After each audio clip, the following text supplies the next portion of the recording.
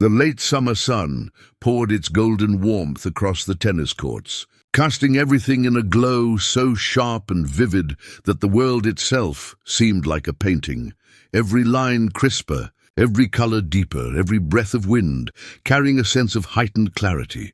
The air itself seemed to shimmer, as though nature had conspired to heighten the drama of the moment.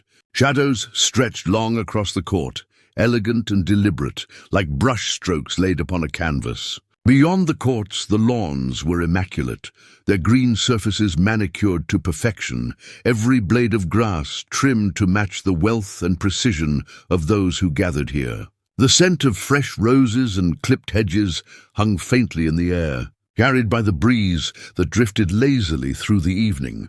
The exclusive country club was alive with sound and movement, its pristine grounds transformed into a stage for wealth and elegance. The members moved with a polished ease, their laughter practiced, their smiles carefully composed to reveal privilege without effort. Men in tailored suits gleamed under the golden light, their cufflinks catching the sun in quick flashes, while women in shimmering gowns draped themselves across white wicker chairs, their voices melodic with practiced sophistication. Champagne flutes glittered in their hands, the bubbles rising in delicate streams that caught the light like liquid stars. Waiters in crisp uniforms moved silently between them, balancing trays of sparkling glasses and hors d'oeuvres no one really tasted, only admired. Every gesture, every word, every step carried the heavy suggestion of superiority. This was not simply a gathering. It was a declaration of status. They were the chosen few, a congregation bound together by wealth and exclusivity, basking in their own unspoken belief that they belonged to a world separate from the rest. In the middle of this tableau, poised like a queen on her throne, stood Clarissa Morrow. The sun seemed to find her first, catching the gleaming white of her tennis dress and setting her figure aglow like marble brought to life. Tall, athletic, and radiating the kind of effortless confidence that was both magnetic and intimidating, she held her racket as if it were a scepter. Every movement, even the idle twirl of her wrist, spoke of command. Her shoulders were set, her stance firm but graceful, and her eyes carried a spark of amusement that burned hotter than the sun overhead. Clarissa was not simply a woman about to play a match. She was a monarch, and the court her kingdom. Her presence filled the space, demanding attention without ever needing to ask for it. To the crowd, she was the embodiment of privilege and authority, her confidence unfurling like an invisible crown upon her head. Untouchable, undeniable, and then, across from her, stood a figure who seemed to shatter the symmetry of this immaculate scene. Aaron Holt looked as though he had stepped in from another world, a world of grit and labor that clashed against the polished perfection around him. His faded grey janitor's uniform hung loose on his frame, its fabric carrying the stubborn stains of years spent scrubbing away the remnants of other people's lives. His boots were scuffed, his shoulders stooped not with weakness, but with the weight of long, silent toil. In one hand, he still clutched the wooden handle of an old broom, its bristles worn down from endless hours of sweeping floors that gleamed beneath the shoes of men who never knew his name. His hands, calloused and rough, bore the evidence of work that demanded strength without acknowledgement. To the assembled crowd, he looked absurd, an intruder, an out-of-place shadow cast upon their golden light. Aaron Holt was, to them, nothing more than background noise, a fixture like the marble pillars that framed the courtyard or the hedges trimmed into perfect geometric shapes. He was the man who appeared in the periphery, invisible by design, meant to vanish as soon as the work was done. They never noticed the way he lingered after hours, mopping up their spilled champagne. They never wondered what dreams he had sacrificed to wipe clean the footprints of their laughter.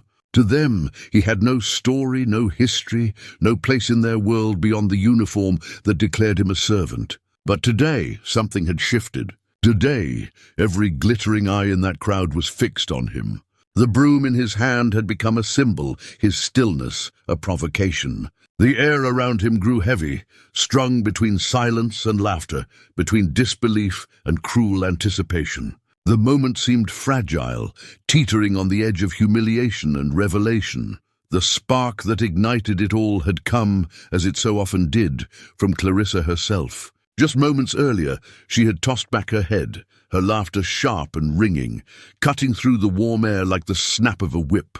The sound rolled across the manicured lawns, commanding attention the way only her voice could. And then, with a smirk that was equal parts amusement and disdain, she had delivered her pronouncement. "Beat me in tennis," she declared, her voice smooth but edged like steel. "And I'll marry you." The words hung in the air like a dare wrapped in mockery, echoing louder than they should have. For an instant there was silence, a stunned pause as the crowd absorbed the audacity of her challenge. Their eyes flickered between Clarissa, so composed, so radiant, and Aaron, whose broom still rested awkwardly in his grip. Then the silence shattered, splintering into gasps and bursts of laughter that spilled out across the courts. The sound was cruel yet gleeful, the laughter of an audience hungry for spectacle. To them, this was not a challenge of sport. It was theatre, a cruel game staged for their amusement at the expense of the janitor who had wandered into Clarissa's spotlight. They laughed because they believed they already knew the ending. They laughed because the impossibility of it thrilled them. After all, in their eyes, Aaron Holt was not a competitor, not even a man worth considering. He was a janitor, nothing more. But as the golden light deepened and the echoes of their laughter hung in the air, the story was no longer just about what the crowd saw. Something else stirred beneath the surface, something no one in that privileged audience could yet recognize. Yet Aaron's stillness told another story. Though his face flushed crimson and his heart thundered against his ribs, his eyes betrayed something deeper, an ember of defiance long buried under years of toil and anonymity. His weathered gaze carried a weight the glittering crowd could not recognize, for they had never known struggle the way he had. These people had been born into ease, cushioned by privilege, surrounded by walls of protection that shielded them from the storms of life. Aaron Holt, however, had lived in the storm. He had been bent by it, broken by it, reshaped by it, and in that fire something unshakable had been forged.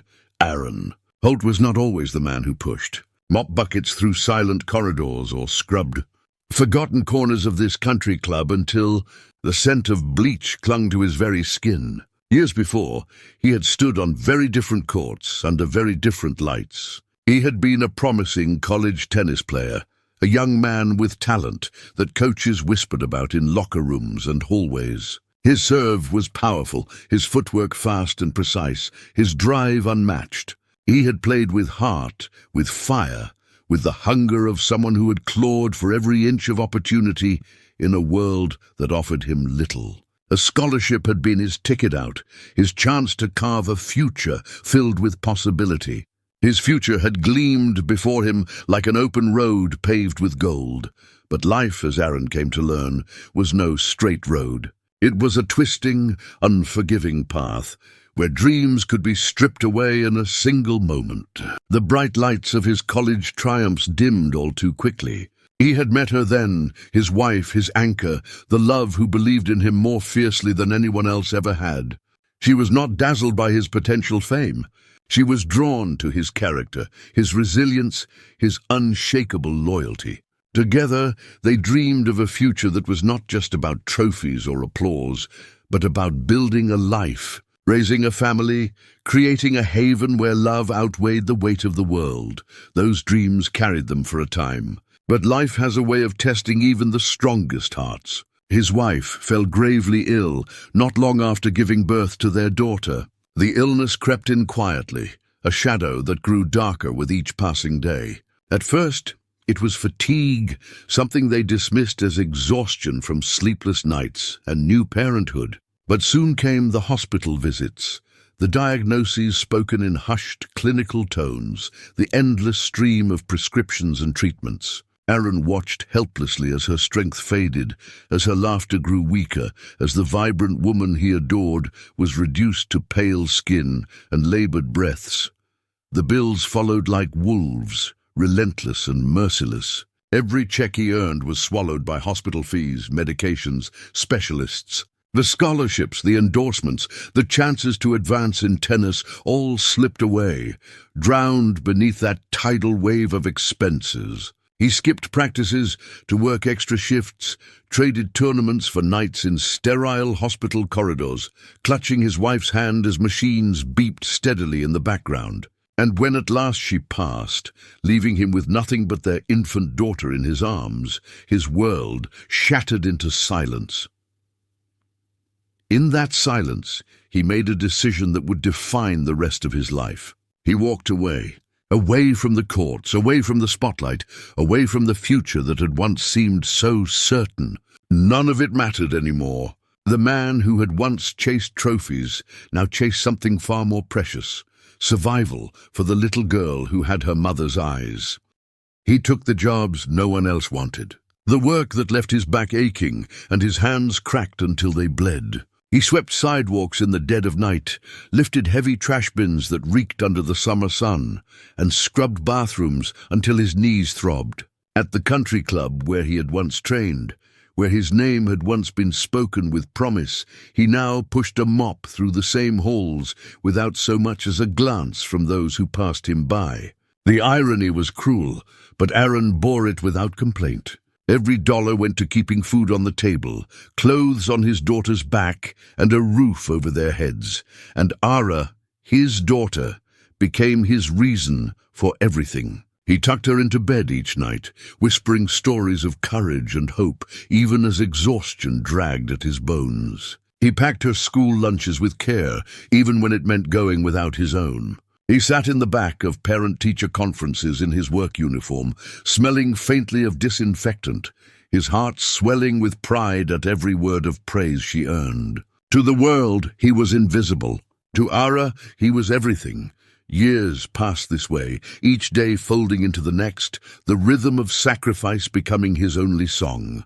The bright arenas of his youth were gone, replaced by dim corridors and fluorescent lights. The applause of crowds had been traded for silence and the squeak of rubber soles across polished marble. But still, he endured. He endured because her dreams mattered more than his. He endured because love demanded it. And so, standing now on this court, with Clarissa Morrow's mocking challenge hanging in the air and the crowd's laughter echoing all around, something long buried stirred within him. That ember of defiance flared. The weight of humiliation pressed hard against his chest, but it could not break him. He had known worse: grief, hunger, loss, despair. Compared to those storms, this was nothing.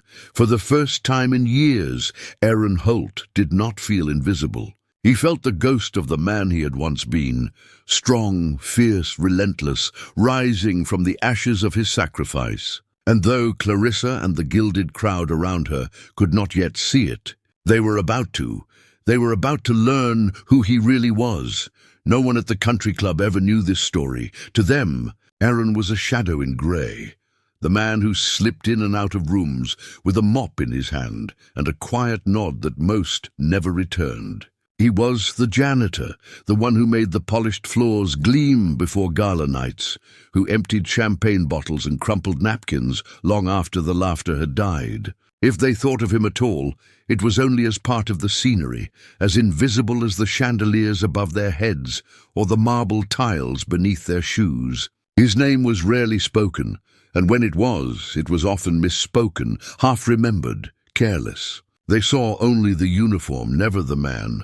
What they did not see were the mornings, the secret hours before dawn, when the world was still quiet and the club grounds lay bathed in pale mist. While the wealthy members still slept in their silk sheets, Aaron would unlock the side gate and step onto the deserted tennis courts. There, armed with an old racket whose frame was chipped and whose strings sagged like weary veins, he became something else. He would swing again and again, driving balls across the net until his shoulders burned and his lungs begged for air. Each strike was a memory of who he had been, of what he had once dreamed, of the fire that still smoldered beneath the ash of years gone by. The sound of ball against racket echoed across the empty courts like a heartbeat, a private anthem no one but him could hear. nor did they see the evenings. When his shifts ended and his body ached from bending, scrubbing, lifting, he would return to a small apartment tucked far from the glittering lights of the club. There, in a room painted with peeling corners and worn furniture, a different rhythm ruled his life. Ara, his daughter, would be waiting, her small arms wrapping around him with a force that made every ache bearable. She would climb onto his lap with her battered teddy bear, the same one she had clutched since she was old enough to hold anything at all, and listen wide-eyed as he spun stories. They were never stories of country clubs or wealthy members in white dresses. They were stories of heroes, simple men and women mocked for who they were, underestimated for what they lacked, but who rose when the world pushed them hardest to prove their worth. Through these tales, Aaron gave Ara what he could not always give himself: hope. Hope that dignity did not come from wealth or applause, but from courage. Hope that strength was born in silence when no one was watching. Hope that even those ignored by the world could matter more than anyone imagined. In those quiet hours between the courts and the bedtime stories, Aaron carved out a kind of dignity. It was not glamorous. It was not the life he had once envisioned under the bright lights of collegiate tournaments. But it was steady, it was honest, it was his. He had learned to find peace in the rhythm of survival, to let the silence settle around him like an old friend. Yet peace is fragile, and Clarissa's challenge tore through his carefully built silence like a storm tearing shingles from a roof. Her careless words, "Beat me in tennis and I'll marry you," were meant as a joke, a dagger disguised as laughter. But to Aaron they cut deep. In one sentence, she had dragged him out of his shadowed anonymity and into the harshest light possible, the mocking gaze of the privileged, the eyes of those who had already decided what he was and what he would always be. Their laughter followed, sharp and merciless, rolling across the court in waves that threatened to drown him. Aaron could have walked away. It would have been easy, safer. He could have lowered his head, let the humiliation wash over him, and slipped back into the invisibility where he had lived for years. That was the path he knew best, the one worn smooth by countless days of swallowing pride in silence. To endure was safer than to fight. To endure meant the laughter would pass, that tomorrow would look the same as yesterday. But then his eyes shifted, and everything inside him changed. At the edge of the court, seated on the cool grass, was Ara. Her small frame looked even smaller against the towering elegance of the country club. Her dress wrinkled from hours of play, her knees smudged with dirt. She clutched her teddy bear so tightly, its seams strained, holding it as though it alone could keep the world from breaking her heart. Her wide eyes, too big for her young face, were fixed on him, not with doubt, but with something more piercing. Fear, yes, but alongside it, a faith so fierce it seemed to glow. To her, he was not the janitor. He was her father, her protector, her quiet hero who never failed her when it mattered most. And in that gaze, Aaron saw the truth he could not deny. She was asking him a question without words, a question that would shape her memory of him for the rest of her life. Would he let them laugh? Would he let them mock him into submission, bowing his head like the invisible man they thought he was? Or would he rise just this once, not for pride, not for vengeance, but for her, for the daughter who believed he could be more than the world allowed him to be? Aaron felt the weight of that choice like a mountain pressing on his chest. His hands trembled against the worn handle of his racket. His legs ached with fatigue from long days of labor. His lungs carried the residue of years of exhaustion. But above all that, his heart carried something stronger. The knowledge that this was not just a game.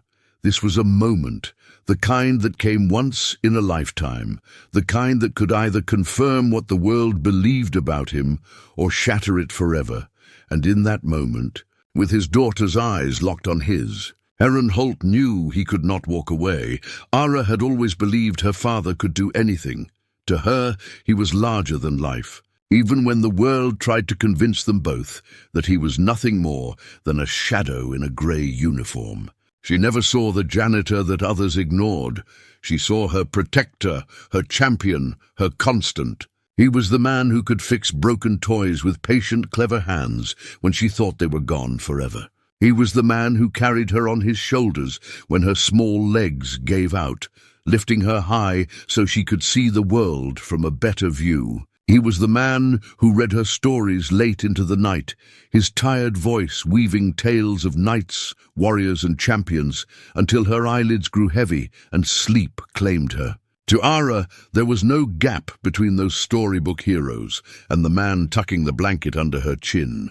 In her eyes, he was already one of them, and in that moment, as her wide, unblinking eyes locked on him from the edge of the court, Aaron felt the weight of her faith pressing into his chest like armor. He could not let her down. He would not. Something long dormant inside him shifted, hardened, and for the first time in years, he felt the echo of who he once was. His shoulders squared, his breath steadied, and when he stepped forward, broom still in one hand, it was with a quiet strength that surprised even him. He set the broom aside, reached for the racket the staff offered, and spoke with a voice that carried further than he expected, steady, grounded, and resolute. "I accept." The words silenced the courtyard. They landed like stones in still water, sending ripples across the crowd. What had begun as laughter and mockery now trembled with the undercurrent of curiosity. People shifted in their seats, exchanging glances that asked the same question: did he mean it? The country club staff scrambled, digging through storage to find him a racket. At last, they produced a forgotten spare, one left behind by a careless guest seasons ago.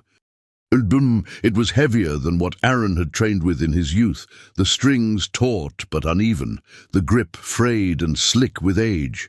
To anyone else it was a cast-off.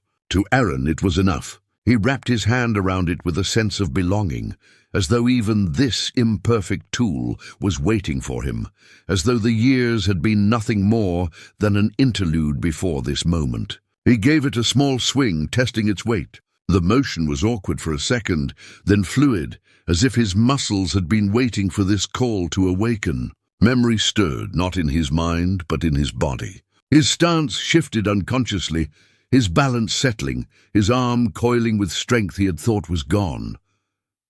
Across the net, Clarissa smirked. She tilted her chin slightly, the smug curve of her mouth widening as she twirled her sleek, expensive racket with a dancer's elegance. Every inch of her radiated confidence, the kind bred from years of winning, from never being told no, from always believing the world was hers to control. To her, this was still a performance. She was certain that she would crush him in front of everyone, and that his humiliation would be the punchline her audience craved. The crowd leaned forward. A hush settled thick with anticipation. Then the match began. Clarissa's first serve cracked through the air like a gunshot, a blur of motion and sound. The ball whistled as it sliced toward Aaron's side of the court, fast and sharp, its spin designed to twist away at the last second. Gasps rose from the crowd, certain that the man in the grey uniform would flinch, stumble or fail entirely. This was no beginner's serve. It was the strike of someone who had trained and triumphed. The strike of a woman, intent on ending the rally before it began. But Aaron did not flinch. His arm moved with a precision that surprised even him. His body remembered what his mind had buried. The years fell away in an instant, and he was no longer the janitor gripping a stranger's racket. He was the young man on a college court again, the athlete whose every muscle once knew this rhythm by heart. The ball connected with the center of his racket in a clean, resonant strike. The sound was crisp, undeniable, and it sent the ball flying back across the net with startling accuracy. For a heartbeat, silence held. Then disbelief rippled through the crowd. The janitor had returned the serve, not with a desperate lunge, not with a lucky swing, but with calm precision. The ball cut through the air and landed neatly inside the lines, undeniable. A murmur ran through the onlookers, half shock, half confusion. The laughter that had seemed endless moments earlier faltered, caught in throats that now whispered in disbelief. Clarissa's smile wavered, just for a second. Then with a scoff she masked it. She lifted her chin higher, as though reminding herself and everyone else that this was a fluke. Nothing more. But as she prepared for her second serve, a tension had already settled in the air. The match was no longer a joke. Clarissa's smirk faltered into something tighter, a crack in the mask she wore so effortlessly. For a brief second her jaw stiffened, though she brushed it off with a dismissive toss of her head. "Luck," she muttered under her breath, though the word was more for herself than for the crowd. Adjusting her stance with deliberate sharpness, she shifted her weight, narrowed her eyes, and tossed the ball into the air with practiced grace. This time there was no hint of mockery, no laughter bubbling beneath her composure. This serve was meant to end him. Her racket met the ball with a vicious snap, sending it screaming across the court with a velocity that seemed almost cruel. But Aaron did not falter. He planted his feet, his body aligning with a memory long buried but never erased. His arms swung with quiet precision, the motion clean, controlled, and utterly certain. The ball rocketed back across the net as though guided by invisible lines only he could see. The sound of the strike cracked through the air, sharp and perfect, echoing louder than Clarissa's own serve. Gasps fluttered through the crowd like wind stirring tall grass. People leaned forward, their laughter extinguished, their eyes wide. This was no accident. This was no fluke. The rally began. At first, it was a simple exchange, back and forth, testing, measuring. Clarissa's strokes carried strength, her technique honed by years of private lessons and leisurely dominance. But Aaron's returns had something hers lacked. His form was sharpened not by privilege or polish, but by relentless repetition, by endless mornings spent alone under pale light, where no one watched and no one applauded. Every movement was born of discipline, carved into muscle and bone. Each return whispered of dawn practices with a racket held together by tape, of sweat that fell unnoticed in empty courts. His shots were not just skilled, they were purposeful.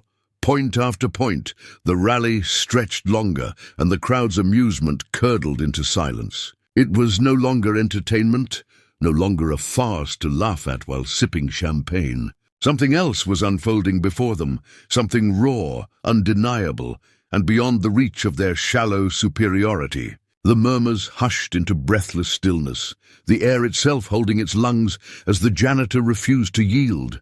Aaron moved like water, fluid, inevitable, unshakable. Every swing of his racket carried more than the present moment. It carried years of silent pain, of loss endured in the dark, of sacrifices made without witnesses. It carried the weight of a father's love too fierce to surrender, too steadfast to break. His body remembered the rhythm his mind had tried to bury. Each motion was both a strike of skill and a declaration of survival.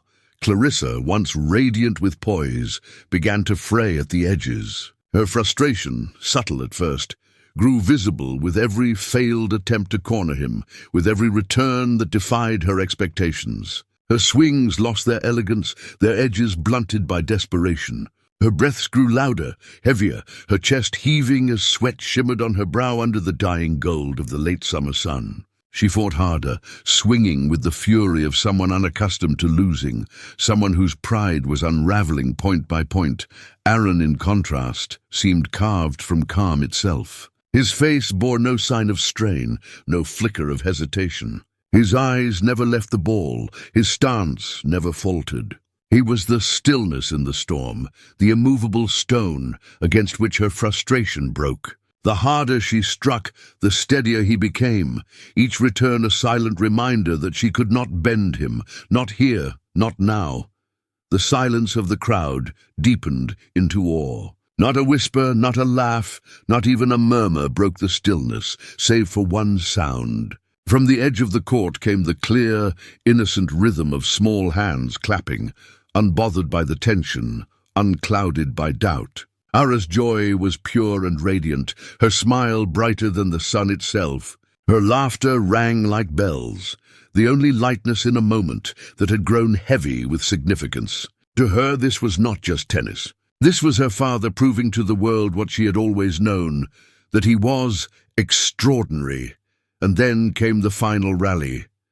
The air thickened, heavy with anticipation, as though the entire court had transformed into a crucible. Here, arrogance and resilience would collide, and only one would endure. The ball flew back and forth in a storm of motion, each strike harder, faster, more demanding than the last. Clarissa's swings carried fury, her strokes wild with the need to win, with the desperation to reclaim her crown. Each shot was a weapon, an attempt to batter down the man she had mocked, but Aaron's strokes carried destiny.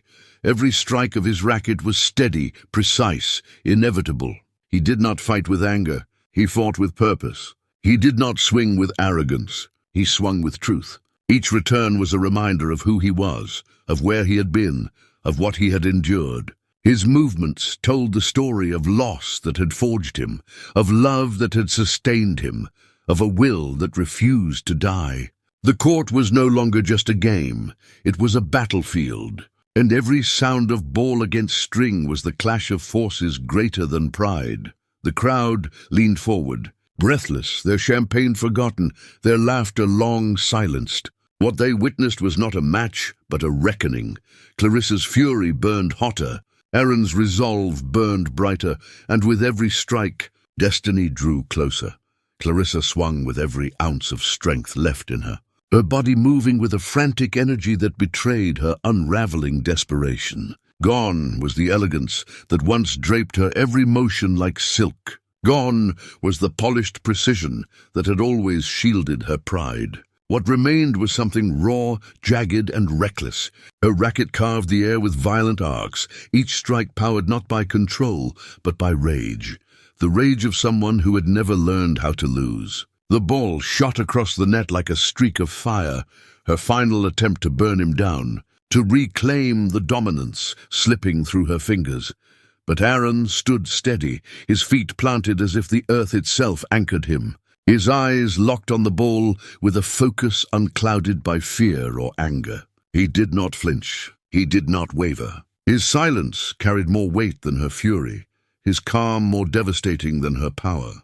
In him lived a stillness forged by years of hardship, a composure honed through battles that had never been witnessed by crowds, only by empty nights and quiet struggles. With a quiet resolve that drew from something deeper than skill, deeper than memory, he lifted his arm and met the ball with perfect timing.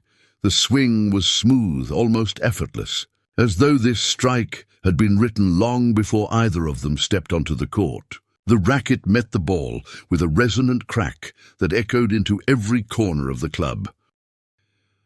For a heartbeat, the sound seemed louder than the crowd, louder than the wind, louder than everything else. The ball cut through the air like destiny itself, curving past Clarissa's desperate lunge, her racket slicing nothing but empty space. It landed firm, final, undeniable. It was over. Time itself seemed to hesitate. The world froze on the edge of that moment, the air thick with disbelief. The crowd, once buzzing with laughter, smug in their certainty of how this match would humiliate the janitor, fell into a silence so complete it was suffocating. Dozens of mouths hung open, expressions twisted with shock. Champagne glasses lowered, forgotten mid-air. Eyes widened in disbelief, searching for explanation, for excuse, for anything to undo the truth their eyes had just witnessed. But there was no undoing it. The janitor had beaten the CEO. The silence was not kind. It pressed down heavy on everyone present, a weight of collective shame and awe. It was the silence of a world forced to admit it had been wrong, that arrogance had been shattered by quiet dignity. Even the air seemed reluctant to move, as if afraid to disturb the gravity of what had just unfolded. And then, cutting through the stillness like sunlight breaking through storm clouds, came a sound so pure, so unrestrained, it shattered the tension completely. Ara's joyful cry. She leapt to her feet on the sidelines, her small figure bursting into motion, her teddy bear tumbling unnoticed from her arms to the grass.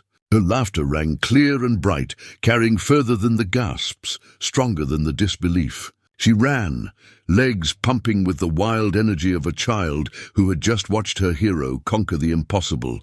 Her voice, full of pride and love, cut through the frozen air like a bell-ringing victory. Across the court, Aaron bent just in time to catch her as she launched herself into his arms. He lifted her high, her arms clinging around his neck with a fierceness that mirrored his own unspoken pride. His chest rose and fell with heavy breaths, his muscles aching, but it was not fatigue that made his throat tighten. It was the flood of emotion he had dammed up for years. Tears welled in his eyes. He had swallowed them too often, hidden them too carefully, but here, before the very people who had dismissed him, he did not hide. He let them fall, unashamed, their salt carrying away years of invisibility. His daughter's laughter washed over him like music, her joy breaking the chains of every humiliation he had endured. For the first time in what felt like a lifetime, he was not invisible. In that moment, the world saw him not as a shadow in a grey uniform, not as the man who swept floors and went unnoticed, but as something infinitely more.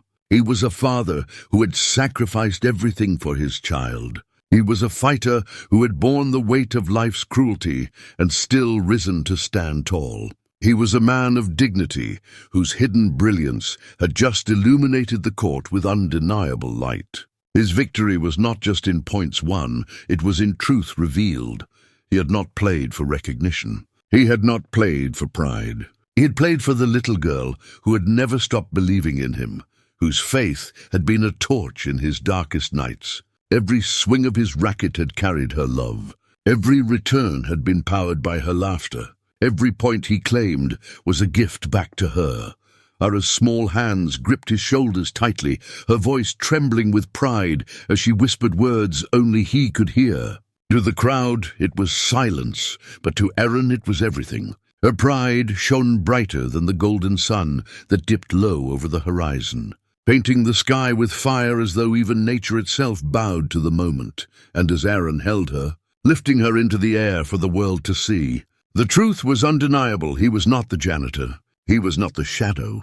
He was her hero, and in that golden light, he became something greater than the title they tried to confine him to. He became unforgettable. Clarissa stood frozen on the opposite side of the net, her body stiff as if carved from stone. The racket, once a symbol of her control and confidence, now dangled uselessly at her side, forgotten in her grip. Her smirk, the smug curve of lips that had mocked him so easily before, was gone. In its place stretched a pale mask of disbelief, her eyes wide and unfocused, as though the ground beneath her feet had shifted and she could no longer find balance. For years, she had defined herself through victory, through her ability to bend moments to her will, to make others feel small. But in this moment, stripped bare before the gaze of the crowd, she looked not powerful, but fragile. The sharp edges of her arrogance had dulled into silence, leaving her exposed in a way she had never imagined. She had wanted to humiliate him. She had wanted to reduce him to nothing more than a janitor with delusions of grandeur. Yet in the quiet aftermath of her defeat, Clarissa was forced to confront a truth she could not bend nor break. Aaron Holt was no ordinary man. She had not been playing against the shadow she mocked, but against a fighter whose soul had been sharpened by trials she could not begin to fathom. In his eyes, she had seen storms survived, losses endured, burdens carried without complaint. She had seen strength that needed no applause, no validation, no title to make it real. Slowly, almost reluctantly, she lowered her racket, her shoulders sagging under the heavy weight of her own arrogance. For perhaps the first time in her life, she understood what it meant to be humbled. The crowd, stunned into silence for what felt like an eternity, suddenly seemed to awaken from a spell. It began as a ripple, a hesitant patter of applause from the edges of the court, but quickly swelled into a thunderous roar that shook the manicured lawns and echoed against the polished walls of the country club.